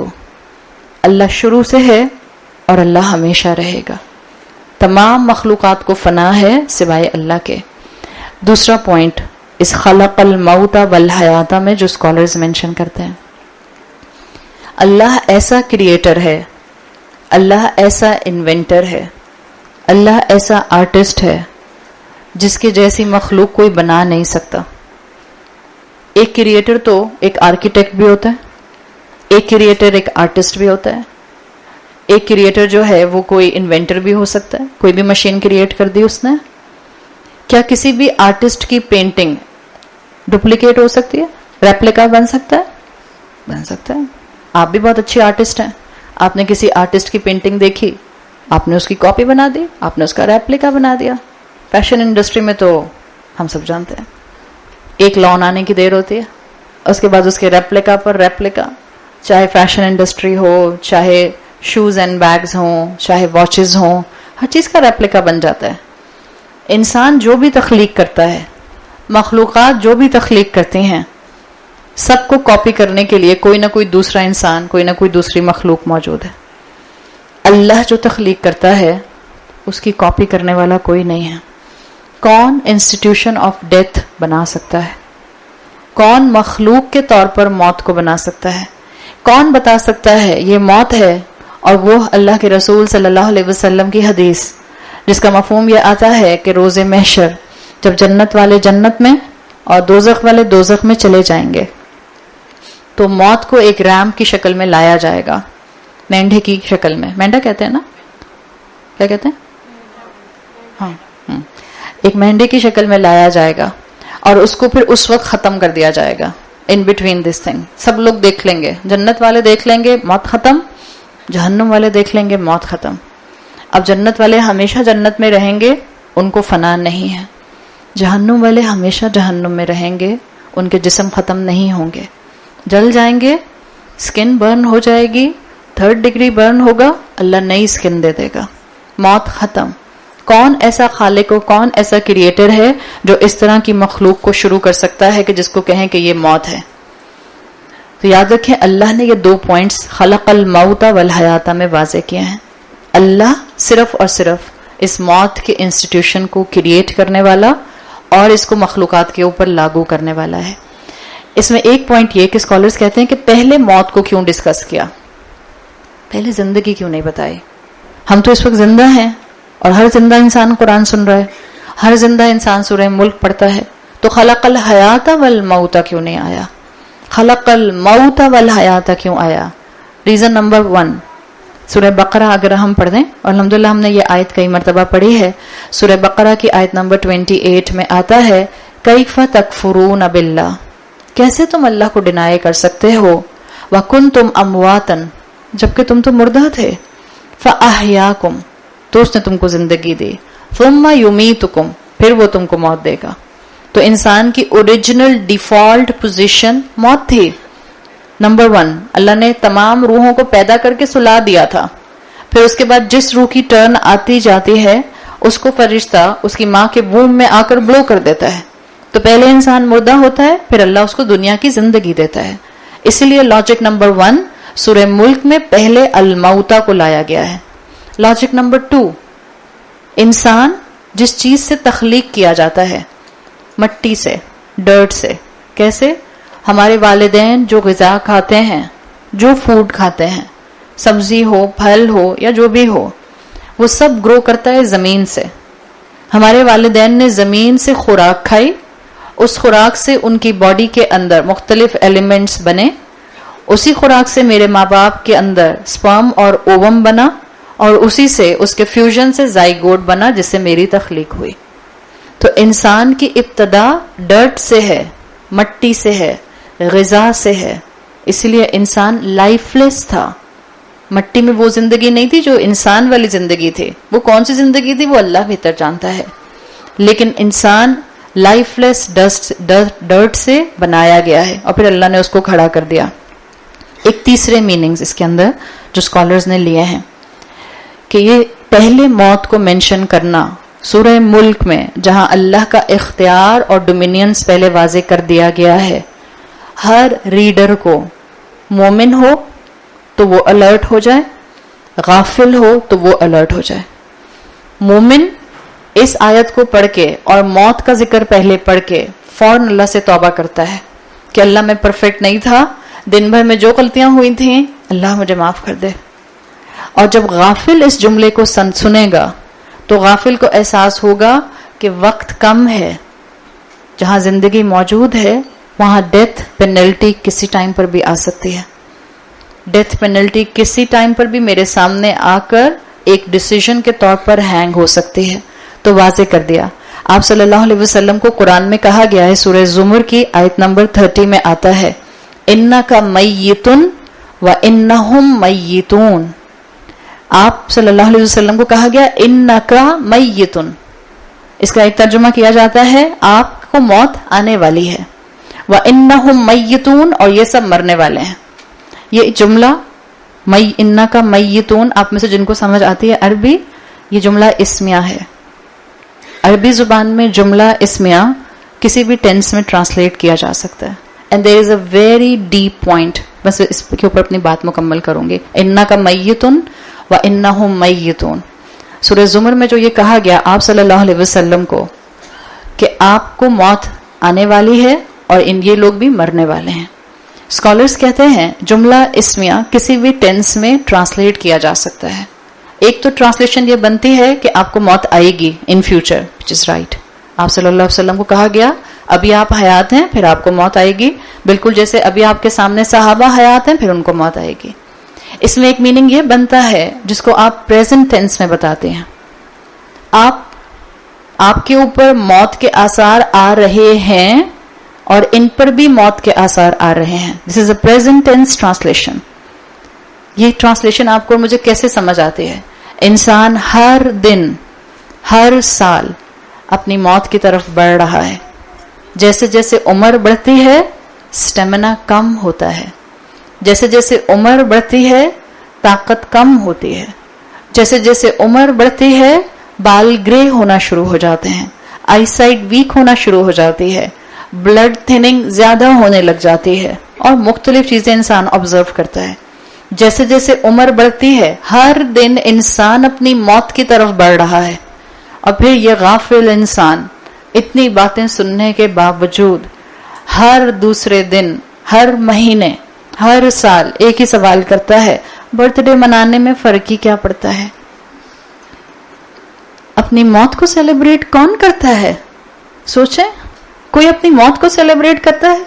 جو مرنے والا ہو اس کی تو حالت خراب ہوتی ہے، اس کو تو ہر دن یہ محسوس ہو رہا ہوتا ہے وقت کم اور مقابلہ سخت. جس کو یہ پتا چل جائے کہ اس کا کینسر ٹرمینل سٹیج پر آ چکا ہے، اٹس اے لیتھل بیماری جو اس کو 4 مہینے کے بعد ختم کر دے گی، وہ ہر دن کہے گا لاؤ کیک کاٹو میرے ساتھ آ کے، خوشیاں مناؤ، میری برتھ ڈے ہے. سب چیزیں، سب فریم آف مائنڈ، سب پرسپیکٹو درست ہونے لگ جاتے ہیں. ہم میں سے ہر انسان قطرہ قطرہ موت کی طرف ہر دن بڑھ رہا ہے. سورہ ملک ہمیں جگانے والی، ہمیں وارننگ دینے والی، ہمیں جھنجھوڑنے والی ہے. اللہ سے دعا کیجئے اللہ تعالی ہمارے اندر پازیٹیو خوف پیدا کرے. اللہ سے دعا کیجئے اللہ ہمیں ایسی اپنی محبت عطا کرے کہ جو اللہ کی نافرمانی کے کام یا وہ کام جو ہمیں اللہ کی نافرمانی کی طرف الٹیمیٹلی لے کر جا سکتے ہیں، اللہ ہمیں ان سب کاموں سے دور کر دے. اللہ ہمیں رسول اللہ صلی اللہ علیہ وسلم کی محبت اور اسلام کی محبت عطا فرمائے. اللہ ہمیں دنیا اور آخرت کا حسنہ عطا فرمائے. اللہ ہماری زندگیاں، اللہ ہماری صحتیں، اللہ ہماری نعمتیں، اللہ ہماری اولادیں سب آپ کی ڈومینین میں ہیں. اللہ ہم خود آپ کے اختیار میں ہیں. اللہ ہمیں اپنے عذاب سے قتل نہیں کیجیے گا. اللہ ہمیں اپنے عذاب سے رسوا نہ کیجیے گا. اللہ ہمیں اپنی سزا سے ہدایت کے راستے پر نہ لے کر آئیے گا. اللہ ہمیں نعمتوں کے ذریعے، شکر کے ذریعے اپنی محبت اور اپنے دیے ہوئے صراط مستقیم پر لے کر آئیے گا. ربنا آتنا فی الدنیا حسنہ وفی الآخرۃ حسنہ وقنا عذاب النار. سبحانک اللہم وبحمدک اشہد ان لا الہ الا انت استغفرک واتوب الیک. جزاک اللہ خیرا. السلام علیکم ورحمۃ اللہ وبرکاتہ.